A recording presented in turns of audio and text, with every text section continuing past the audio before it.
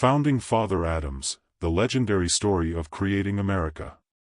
John Adams, October 30, 1735 to July 4, 1826, was a pivotal figure among America's founding fathers, serving as the first vice president and the second president, earning him the revered title of Father of the Nation.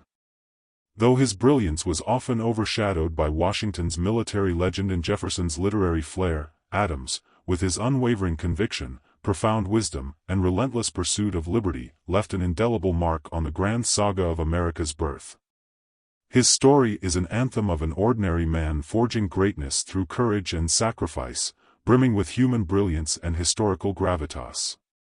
A youthful ambition born in the countryside. In the autumn of 1735, John Adams was born to a simple Puritan family in a modest farmhouse in Braintree, now Quincy, Massachusetts Bay Colony. His father was a hardworking farmer and local official, while his mother managed the household, instilling in her children faith and resilience. Young Adams roamed the fields, yet his heart belonged to books. His father dreamed of him becoming a minister, but Adams harbored grander aspirations.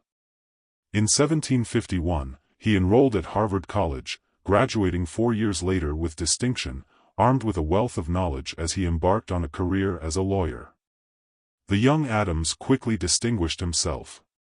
His eloquence cut like a blade, and his logic wove an iron-tight web. In 1765, when Britain imposed the Stamp Act, igniting colonial outrage, Adams took up his pen, crafting fiery protests that burned with a longing for freedom. His words sparked the first flames of revolution, and his name began to echo across Massachusetts. A boy from the countryside was quietly stepping onto the stage of history. The stormy choice in Boston. In 1770, the streets of Boston were stained with blood. A clash between British soldiers and citizens left 5 dead in what became known as the Boston Massacre. The furious populace demanded the soldiers' punishment, but Adams made a stunning decision: he volunteered to defend them. Friends urged him to reconsider, yet he stood firm: if we cannot uphold the justice of the law, what meaning does our independence hold? He wielded facts and reason to sway the jury in the courtroom, securing the soldiers' acquittal. This act earned him scorn but also respect. He was a man who fought for principle. By 1774, Adams was elected a delegate to the First Continental Congress. Stepping into the Philadelphia meeting hall, he faced representatives from the 13 colonies without a trace of fear. He declared boldly, "Britain's chains must be shattered, we need a free nation." His resolve and passion breathed life into the independence movement. The voice of independence, igniting the torch of liberty. In June 1776, the Continental Congress was ablaze with debate over independence versus compromise. Adams rose to the occasion, his resonant voice and fiery gaze driving the push for independence. "We must be free, or we will kneel forever," he proclaimed, his words shattering the doubts of the wavering. After the resolution passed, he backed Jefferson in drafting the Declaration of Independence, offering counsel to ensure every line bore the weight of liberty. On July 4, the Declaration was born, proclaiming a new nation. Adams stood outside the hall, observing the starry sky with optimism for the future. Jefferson dubbed him the "Pillar of Independence," no mere flattery, but a testament of history. The lone hero of the diplomatic battlefield.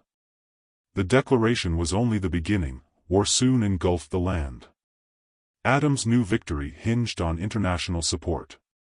In 1778, he bid farewell to his beloved wife, Abigail, and sailed to France. Partnering with the charming Benjamin Franklin, one stern and pragmatic, the other suave and witty, they persuaded France to join the fight. The arrival of the French fleet was a godsend. Later, Adams journeyed to Holland, braving frigid winter nights to secure a vital loan that sustained the revolutionary forces. In 1783, Adams sat at the negotiating table, sparring with British envoys as the war neared its end. Unyielding, he secured the Treaty of Paris, compelling Britain to recognize American independence. At that moment, a smile broke across his weary face, the hardships of years abroad melting into the joy of triumph. The arduous trials of power's pinnacle. 1789, the new American government took shape, with Washington as president and Adams as the first vice president. He lingered in Washington's towering shadow for 8 years, often feeling his talents wasted. He once quipped, "No position in the world is more useless than vice president." 1796, with Washington's retirement, Adams narrowly defeated Jefferson to become the second president. Yet the presidency was no easy path. The quasi-war with France tested his diplomatic finesse, and though he averted full-scale conflict, the Alien and Sedition Acts stirred controversy.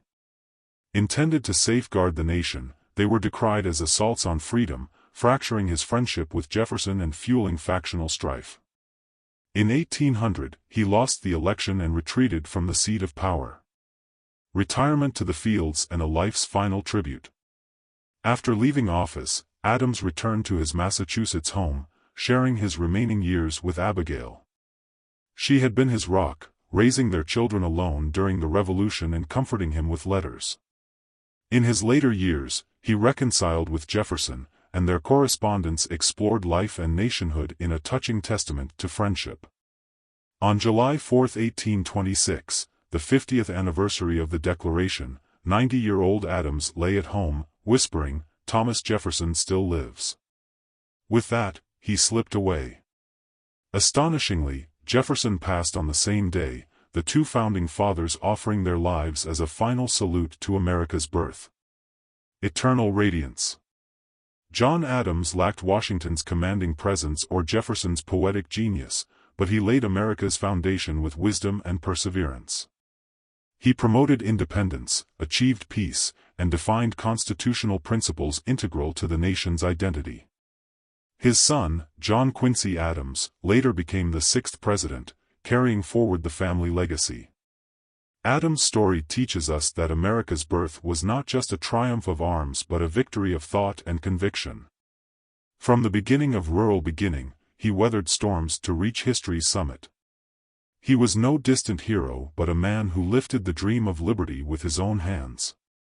Today, his name shines alongside the ideals of justice and freedom in America's firmament.